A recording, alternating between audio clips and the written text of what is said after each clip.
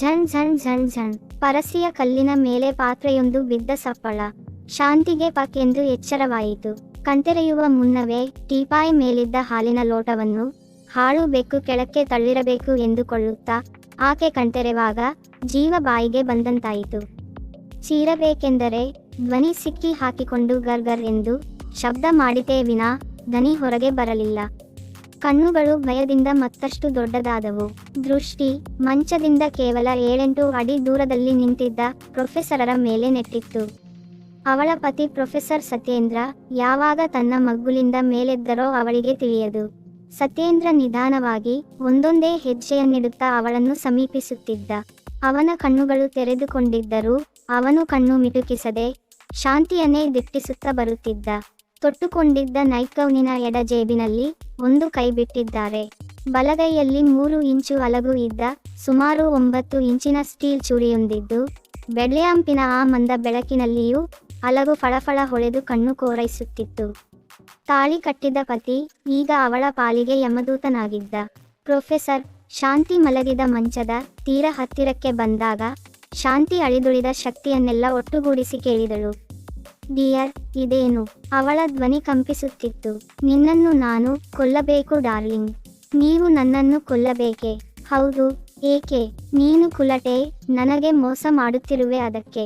ಪ್ರೊಫೆಸರರ ಮುಖದಿಂದ ಬಂದ ಸ್ಪಷ್ಟವಾದ ಮಾತು ಕೇಳಿ ಆಕೆ ದಂಗಾದಳು. ಅವಳ ತುಟಿಗಳು ಅಲಗುತ್ತಿದ್ದರೂ ದೃಷ್ಟಿ ಸ್ಥಿರವಾಗಿತ್ತು. ರೆಪ್ಪೆ ಸಹ ಬಡಿಯುತ್ತಿರಲಿಲ್ಲ. ಅದೇ 2-3 ಗಂಟೆ ಮೊದಲು, ಅಂದರೆ ಮಲಗುವ ಮುನ್ನ, ಶಾಂತಿಯನ್ನು ತಬ್ಬಿಕೊಂಡು ಚುಂಬಿಸಿ, ಶಾಂತಿ, ನೀನೇ ನನ್ನ ಬಾಳಿನ ಬೆಳಕು. ನೀನಿಲ್ಲದಿದ್ದರೆ ನನ್ನ ಬಾಳು ಕತ್ತಲುಮಯ ಎಂದಿದ್ದರು. ಮನಸ್ಸಿಗೆ ತೃಪ್ತಿಯಾಗುವ ತನಕ ಪ್ರೀತಿಸಿದ್ದ. ಅದೇ ಪ್ರೊಫೆಸರ್ ಈಗ ನೀನು ಕುಲಟೆ ಎಂದರೆ ಹೇಗಾಗಬೇಡ. ನೀವು ಹೇಳುತ್ತಿರುವುದು ಪೂರ್ತಿ ಸುಳ್ಳು ಎಂದು ಹೇಳಬೇಕೆಂದು ಬಾಯಿ ತೆರೆದಾಗಲೇ ಪ್ರೊಫೆಸರ್ ಬಲಗೈ ಎತ್ತಿ ಚೂರಿಯಿಂದ ಅವಳ ಮೇಲೆ ಪ್ರಹಾರ ಮಾಡಿದರು.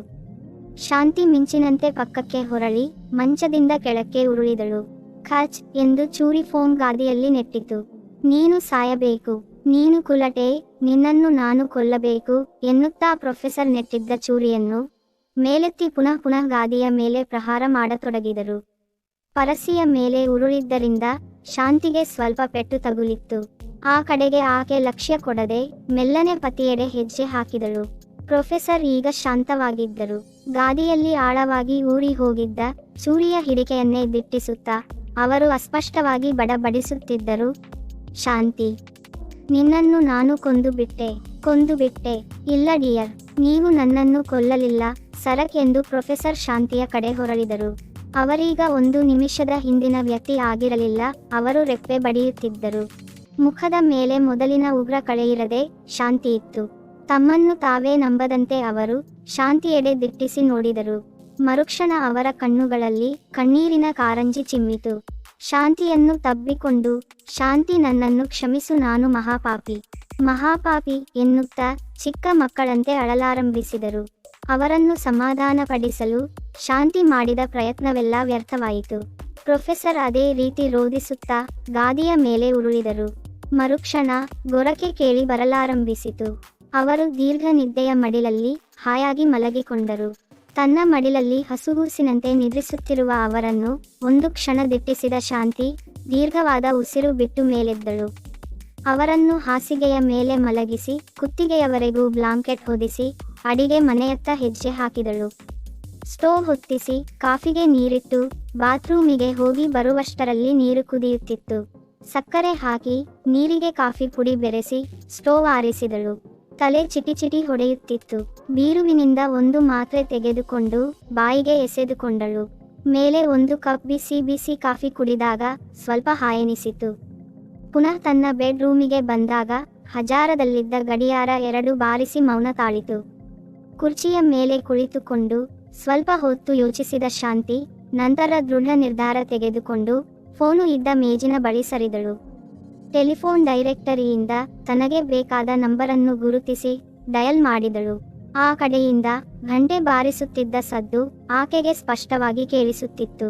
ಬಹುಶಃ ಅವರೆಲ್ಲರೂ ಮಲಗಿರಬೇಕು, ಹಾಗಾಗಿ ಬೇಗನೆ ಯಾರೂ ಫೋನು ಎತ್ತಲಿಲ್ಲ. ಶಾಂತಿ ಅಧೀರಳಾಗಲಿಲ್ಲ.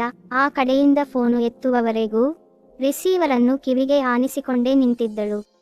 ಅಂತೂ ಕೊನೆಗೊಮ್ಮೆ ಪ್ರತೀಕ್ಷೆಯ ಕ್ಷಣಗಳು ಮುಗಿದವು. ಆ ಕಡೆಯಿಂದ ಫೋನು ಎತ್ತಿದ ಸದ್ದು, ಅದರ ಹಿಂದೆ ಮಂಜುಳವಾದ ಧ್ವನಿ. Hello, Sushama speaking. Hello major, Hemanth ಇದ್ದಾರೆಯೇ? ಇದ್ದಾರೆ, ಆದರೆ ಅವರು ನಿದ್ರಿಸುತ್ತಿದ್ದಾರೆ. ಪ್ಲೀಸ್ ಅವರನ್ನು ಎಚ್ಚರಗೊಳಿಸಿ. ನಾನು ಅವರೊಡನೆ ಸ್ವಲ್ಪ ಅರ್ಜೆಂಟಾಗಿ ಮಾತಾಡಬೇಕಾಗಿದೆ. ಮೇಡಮ್, ನಾಳೆ ಬೆಳಿಗ್ಗೆ ಮಾತಾಡಿದರೆ ಆಗದೆ? ಸಾರಿ ಸುಷಮಾ, ನಾನು ಈಗಲೇ ಮಾತಾಡಬೇಕು. ದಯವಿಟ್ಟು ಅವರನ್ನು ಎಬ್ಬಿಸಿ. ಒಂದು ಜೀವದ ಅಳಿವು ಉಳಿವಿನ ಪ್ರಶ್ನೆ ಇದೆ. ಓಕೆ, ಲೈನ್ನ ಮೇಲಿರಿ. ನಿರ್ವಾಹವಿಲ್ಲದೆ ಸುಷಮಾ ರಿಸೀವರ್ ಕೆಳಗಿರಿಸಿ ಹೇಮಂತನ ಬಳಿ ಬಂದು ಮೆಲುವಾಗಿ ತಟ್ಟಿ ಅವನನ್ನು ಎಬ್ಬಿಸಿದಳು. ಆತನಿಗೂ ಅಚ್ಚರಿ. ಮಧ್ಯರಾತ್ರಿ 2:30 ಸಮೀಪಿಸಿದೆ. ಇಂಥ ಅವೇಳೆಯಲ್ಲಿ ಆ ಮಹಿಳೆ ಕರೆಯಬೇಕೆಂದರೆ ವಿಷಯ ಗಂಭೀರವಾಗಿದೆ ಎಂದುಕೊಳ್ಳುತ್ತಾ ನೈಟ್ ಗೌನ್ ಧರಿಸಿ ಫೋನಿನ ಬಳಿ ಬಂದು ರಿಸೀವರ್ ಕಿವಿಗೆ ಆನಿಸಿ ನುಡಿದ. Hello, Hemanth here. ಮೇಜರ್, ನಾನು ಸಾರಸ್ವತಪುರದಿಂದ ಮಿಸೆಸ್ ಶಾಂತಿ ಸತ್ಯೇಂದ್ರ ಮಾತನಾಡುತ್ತಿದ್ದೇನೆ. ದಯವಿಟ್ಟು ಕೂಡಲೇ ನಮ್ಮ ಮನೆಗೆ ಬರುವಿರಾ? ಧಾರಾಳವಾಗಿ ಬರುತ್ತೇನೆ, ಆದರೆ ಈಗಲೇ ಬರಬೇಕೆ? ಬೆಳಿಗ್ಗೆ ಬಂದರೆ ಆಗದೆ? ನೋ ಮೇಜರ್, ನಾನು ಬೆಳಗಿನವರೆಗೂ ಕಾಯಲಾರೆ. ನೀವು ಈಗಲೇ ಬರಬೇಕು.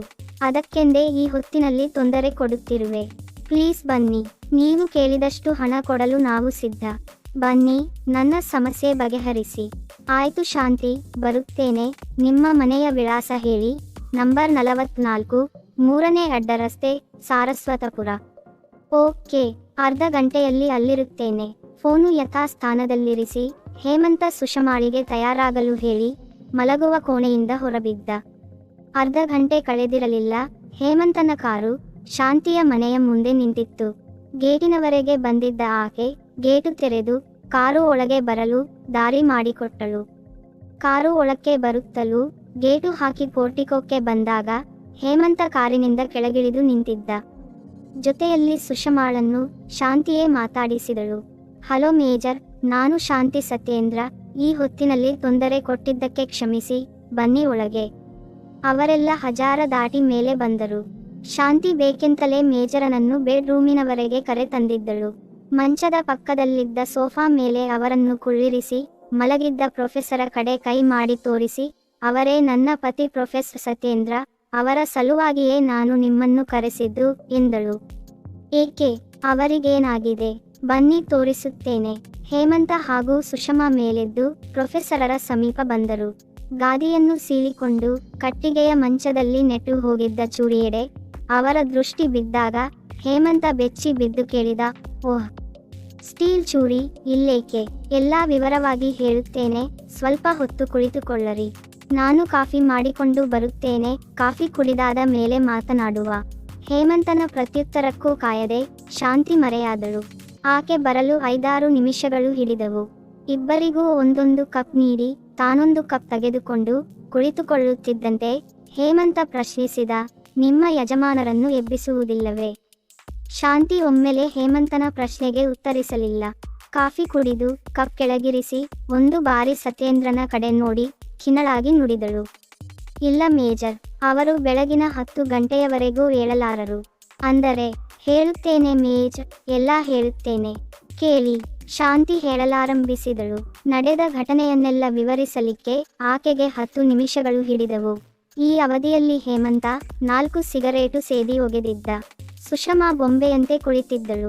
ಅರ್ಧಕ್ಕಿಂತ ಹೆಚ್ಚು ಉರಿದುಹೋದ ಸಿಗರೇಟನ್ನು ಆಶ್ರಯದಲ್ಲಿ ಚೆಲ್ಲಿದಾಗ ಅವನ ತಲೆಯಲ್ಲಿ ಶಾಂತಿ ಹೇಳಿದ ವಿಷಯ ತುಂಬಿತ್ತು. ಎಂಥ ವಿಚಿತ್ರ, ನಂಬಲಿಕ್ಕಾಗದು. ಸುಖ ತುಂಬಿ ತುಳುಕುತ್ತಿದ್ದ ಸಂಸಾರದಲ್ಲಿ ಅನ್ಯೋನ್ಯವಾಗಿದ್ದ ದಂಪತಿಗಳು. ಒಮ್ಮೆಲೆ ಪತಿ ತನ್ನ ಪತ್ನಿಯ ಕೊಲೆ ಮಾಡಲು ಪ್ರಯತ್ನಿಸುತ್ತಾನೆ. ಅದೃಷ್ಟವಶಾತ್ ಪತ್ನಿ ಬದುಕುತ್ತಾಳೆ. ಆತ ತನ್ನ ತಪ್ಪಿಗೆ ಕ್ಷಮೆ ಕೇಳಿ ಚಿಕ್ಕ ಮಗುವಿನಂತೆ ಅಳುತ್ತಾನೆ.